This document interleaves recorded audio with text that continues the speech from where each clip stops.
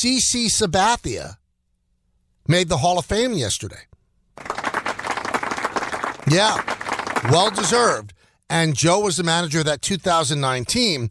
And the more you talk to people, now time has been separated from the end of CC's career and yesterday when he gets in the Hall, they talk about the amazing influence this guy had in that room.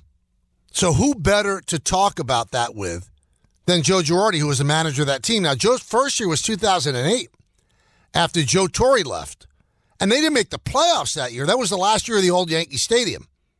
And Brian Cashman was desperate to change the vibe in that room. Desperate. And that's why job 1, 2, 3, and 4 for Cashman that offseason was to sign CC Sabathia. He said, I need you to change that room. And CC did. CC did. He was one of the great teammates that you will ever have. You know, we had Dellin Betances on the Hot Stove Show on yesterday. And Betances said, it's amazing how CC felt it was imperative to make all young players feel important and included. And he explained that there are a lot of veterans around baseball who think it's cool and funny and part of the indoctrination of a rookie to actually make them feel uncomfortable, make them jump, make them not feel too, accept it until they earn it. CC was the complete opposite of that. The complete opposite of that. He wanted a rookie to feel comfortable right away. There was no indoctrination period. There was no hazing, so to speak. With CC Sabathia, you took the step into the Yankee clubhouse. You put on those pinstripes. You were accepted, and he embraced you. When Dellin Betances was called up to the big leagues, CC made it a point that his locker was placed between CC Sabathia and Derek Jeter. Talk about prime real estate. And then Dellin also told a story which I could not believe. Now, one day CC had a tailor come into the Yankee clubhouse. Now, back in those days in 2009, and I think those are the good old days, by the way, the Yankees traveled. Whenever they got on a plane, whenever they walked into a hotel arriving in another city, they were all dressed in suits and ties. No matter what the weather was, they had suits and ties because they were the New York Yankees. And they had to carry themselves that way. Now, teams travel like they're going to a gym. They wear sweatpants, and it's not the players being lazy. The teams actually think, well, it's better for them to be comfortable on the plane rather than be burdened with a tie and a jacket and all that. I think it's nonsense. I think there's something to be said for representing the organization the right way. I'm going to give you a perfect example. When the Yankees traveled to Tokyo for that series against the Tampa Bay Rays, they all wore suits and ties when they got on that plane. And then, because it's an 18-hour flight, when they were on the plane, they changed into comfortable clothing, whether it's sweatpants, pajamas, whatever, and they were like that for 17 hours in the air. And when we were closing in on landing in Japan, they had to put back their suit and tie because when they came off the plane, they were the New York Yankees. When they went into the hotel, they were the New York Yankees. But it's not like that. Again, I digress. But so all the players had to wear suits and ties. And CC had a tailor come in and measured Dellin Betances for a suit. Or at least that's what Dellin thought. And a couple of weeks later, 3 weeks, a month, I'm not sure, CC Sabathia purchased 20 suits for Dellin. 20 suits. So let's just say that a really nice suit back then might have been $1,000. Could have been $2,000. CC doesn't do things cheap. So think about what he did. 20 suits at $2,000 a piece. Now you can say, well, he makes a lot. Yeah, a lot of people make a lot of money and they're awfully cheap. Dellin Betances also said, he's the second longest tenured teammate of CC Sabathia with the Yankees. I think Brett Gardner's the longest tenured. And he said, in all the years that I was with CC, I think it was 8, he said, he would never, ever allow anybody, any teammate, to pay for a meal. Dylan said, I don't think I ever paid for a meal when I was a New York Yankee. CC wouldn't allow it. So I'm telling you the story because you look at the numbers that CC Sabathia had with the 250 wins and, one of 3 left-handers in history with over 3,000 strikeouts, and it screams out Hall of Famer. Screams it out. And he got into the Hall of Fame on his first try. Now, take a look at the numbers that CC has now. And you can look at the numbers that Max Scherzer has and Justin Verlander, who are probably both going to the Hall of Fame. Those are the last you're going to see if pitchers have numbers like that. It's just the last.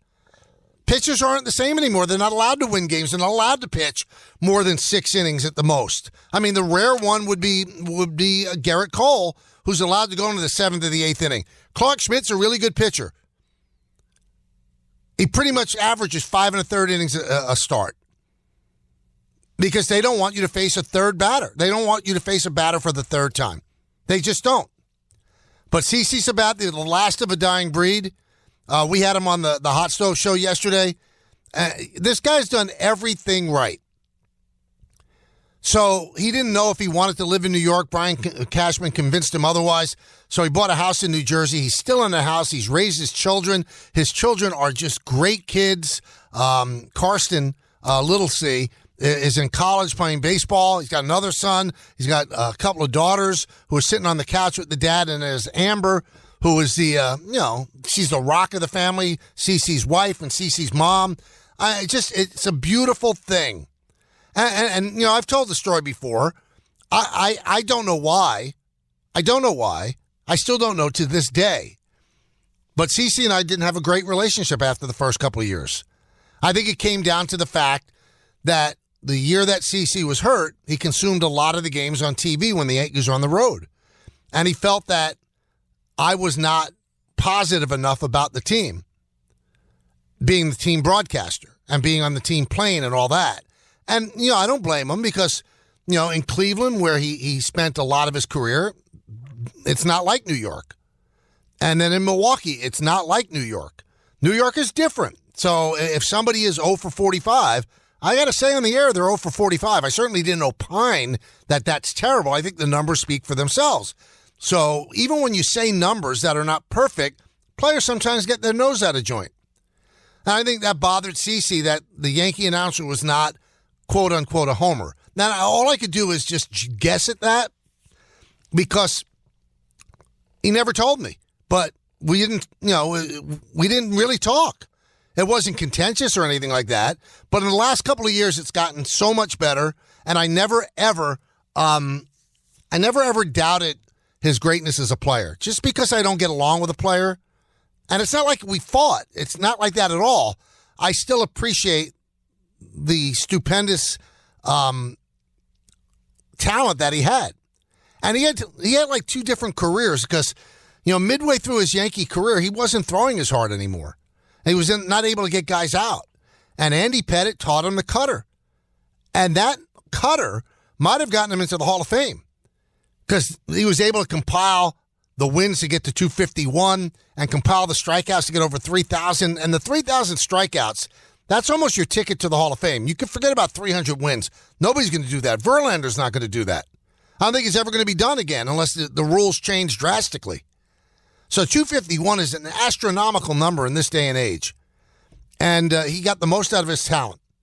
And it was so fitting because this is a guy who was a warrior on the mound. He simply walked off the mound when he blew out his arm on a pitch against the Houston Astros. And that was it. He pushed that body as far as it could possibly go until he couldn't throw pitches anymore. That's a Hall of Famer. That's a Hall of Famer. Well-deserved by that guy. Well-deserved. Also getting into the Hall, Ichiro Suzuki. One person didn't vote for him. I fail to grasp how you could sit down with a list of people to vote for the Hall of Fame and see Ichiro Suzuki's name on there, and you do not check that box. Because what would be the reason for not checking that box? What did he do that didn't make him a Hall of Famer. He's one of the most unique, phenomenal, freakish athletes that has ever gone on the world stage. And he deserved to be unanimous, as did Derek Jeter. Now, the person who didn't vote for Derek Jeter has never come forward, and I think that person is a gutless puke. Now, I don't know if the person that didn't vote for Ichiro is going to come forward. If they do, I'd love to have him on and just ask why.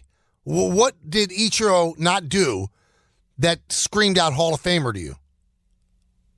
And you can say, well, he's in first ballot. What's the difference? But there's something to be said for being unanimous.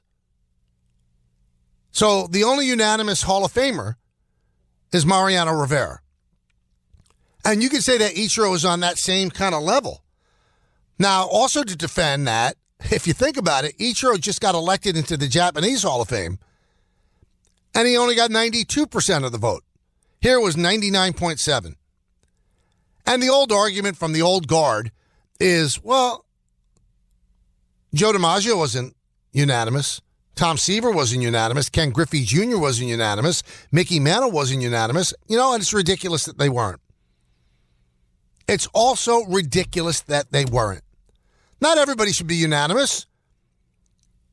I'm not saying that CC was supposed to be unanimous. There are people that might say, I don't know if he's first ballot.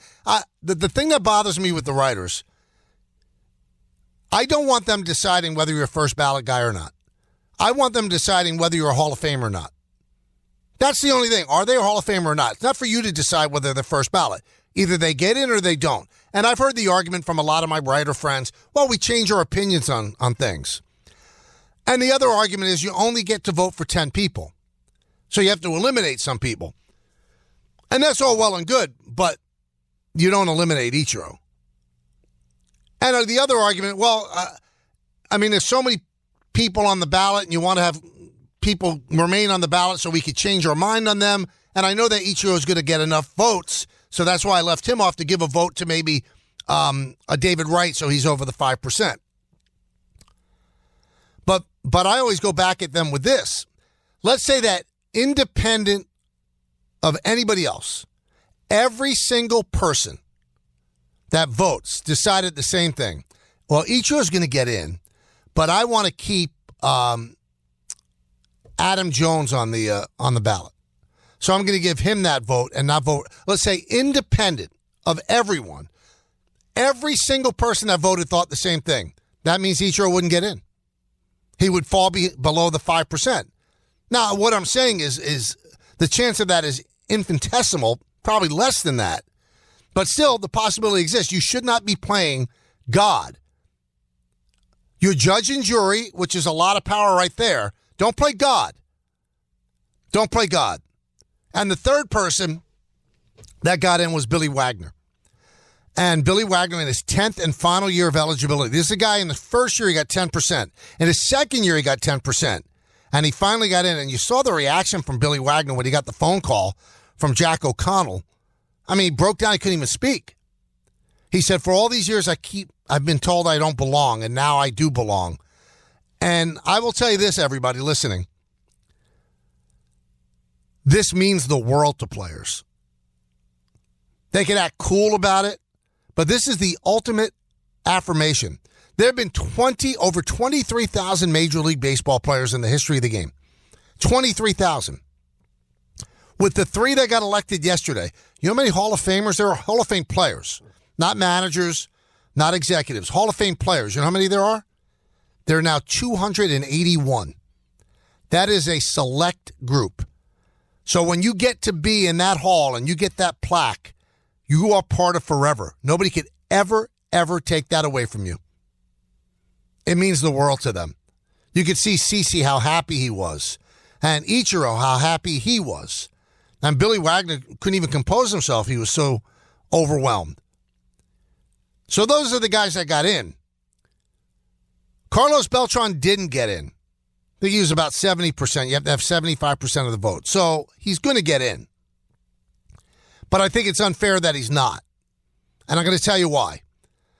Of everybody that was involved in the Houston Astro sign stealing scandal, he has been punished the most. And the reason for that is he was a player on that team. And he concocted with Cora the ability to steal signs with the camera and stuff like that. But he was a player. And then by the time the ruling came down, he was no longer a player. So he's not protected by the Players Association. So when all the players testified to Manfred, they all got immunity to tell the truth because that's what the Players Union demanded. Carlos Beltran did not have that immunity because he wasn't protected by the union. Then when the report comes out, he had been hired by the Mets as their manager. He was fired because the Wilpons didn't have the sack to keep him there. He was fired because of his involvement. He wasn't a manager, nor was he a coach. A.J. Hinch was the manager. He sat out a year, and now he's a member in good standing, a respected member, a manager of the Tigers. Cora lost his gig with the Red Sox for 1 year. They gave it to Ron Renicky and then came back and got it. And he's one of the most well-respected managers. And Carlos Beltran lost his managerial job and is not in the Hall of Fame.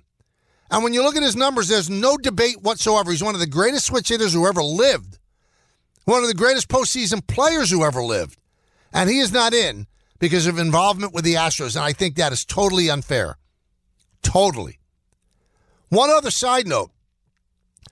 A-Rod went from, I believe, 34% to 37% in his fourth year of eligibility. So he's still about halfway there. And I've said this before, if you were on the ballot for 20 years, if you could be on the ballot for 20 years, I think A-Rod might squeak in because the younger people that get that vote.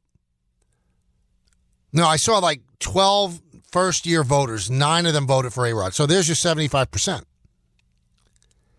But I don't think that in the next 6 years, enough of the baseball writers will have a turnover that he could get in. And I think that's one of the reasons they took the voting from 15 years to 10, because I think the Hall wanted to keep out Barry Bonds and Clemens. And the longer you're on that ballot, the better chance people would change their mind or the voting group will get younger and not care about PEDs. Now, I was talking with the guys yesterday in the studio at the hot stove, and it's interesting. I think Dylan Betances is the one who brought it up.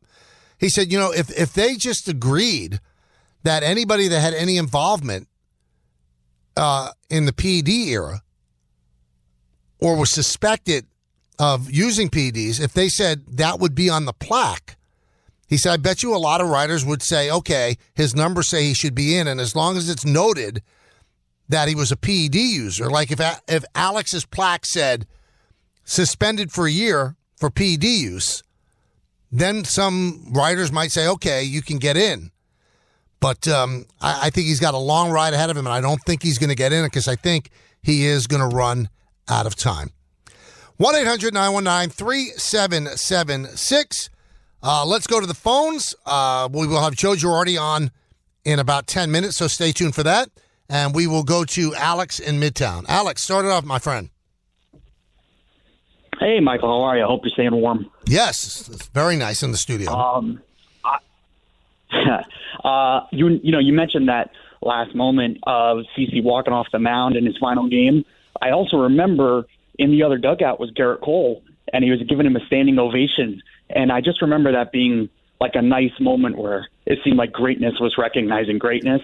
I thought that was really poetic at the time. And you know what, Alex? I think the entire Astros team was clapping for him. And they realized this was a warrior that had thrown every pitch that his body allowed. It's amazing. Thank you for bringing that up. It really was a special moment. Yeah, and I think CeCe could be a really good voice for Garrett as he gets, older in his career to help him maybe change the way that he pitches, kind of like what Andy did for CeCe. Career. The thing with CeCe, Alex, he could be anything he wants. He's got an incredible personality. We had him in for an inning on Old Timers Day in the Yes booth, and he was great breaking down the game. He knows the game. He articulates the game that younger people understand. He could be anything he wants. Now he's just he's enjoying his life. He works with Major League Baseball, works with the Players Alliance.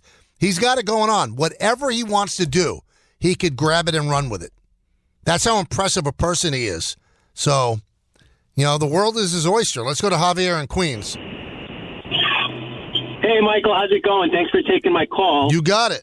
Before I talk a little CC, I think when it comes to the vote, sometimes these voters who are writers, they want to make themselves a part of the story. Like it's like they're one shot to like have to answer why they didn't vote for somebody, and that's why we don't get a lot of unanimous voters. Like they want to be a part of the story. But here's the deal, Javier. If you want to be a part of the story, right? Then the guy that didn't vote for Jeter, why does he's just hiding in the shadows? Explain why you didn't vote. Then you'll get all the publicity that comes with it. If you remain anonymous, you're just a scared little rabbit. You did something that ruined somebody's day. Derek Jeter says he doesn't care, but there has to be some aspect that he would have liked to be unanimous. I think, journalism is all about transparency. If you're going to vote for an award, then make your vote known. What, are you afraid of defending yourself? I completely agree with you. With CeCe, I was with you. I thought he was a first ballot Hall of Famer. I'm so happy for him. Shout out to CeCe. My question to you, Michael, is do you think the Yankees should retire CeCe's number? And the reason I ask, and my thoughts on this are, if they retired Reggie Jackson's number, and he also went in as a Yankee when a lot of people thought he should have went in as an A, if you're using that as the bar, I think CeCe should absolutely have his number retired with the Yankees. I thought he was a better Yankee, and I thought he was a better captain for the Yankees, a better leader for the Yankees. I know Reggie did amazing things in the World Series, but outside of that, he could have easily have gone into the Hall of Fame with Oakland, and he could have easily not had his number retired. Well, so I don't have any information on this. CeCe played for the Yankees for 9 years. He won a World Championship with them, and now he's a Hall of Famer. I would not be surprised if they retire number 52.